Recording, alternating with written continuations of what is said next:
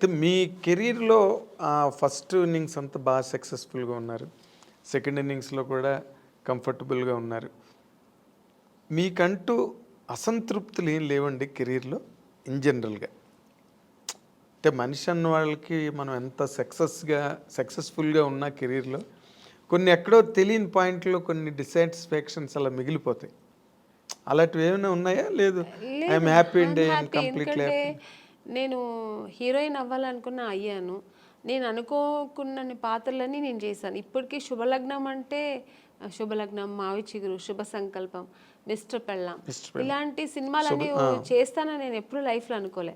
మామూలుగా హీరోయిన్స్ అంటే ఏంటి 4 సాంగ్స్ ఉంటాయి.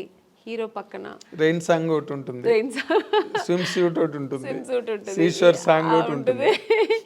మళ్ళీ ఏదో రొమాన్స్ ఉంటది. ఇలాగే అనుకుంటాం గదా! అలా కాకుండా ఇప్పటికి ఇప్పుడున్న జనరేషన్ కూడా మేడం మీరు ఆ సినిమా చేశారు కదా! చాలా బావుంటుంది మేడం. మొగుడిని నమ్మేస్తారు కదా! శుభలగ్నం మేడం. క్లాసిక్స్ కదా అవి. అదే క్లాసిక్స్. మిస్టర్ పెళ్ళాం ఇలాంటి సినిమాలు కమల్ హాసన్ గారు చేశారు కదండీ!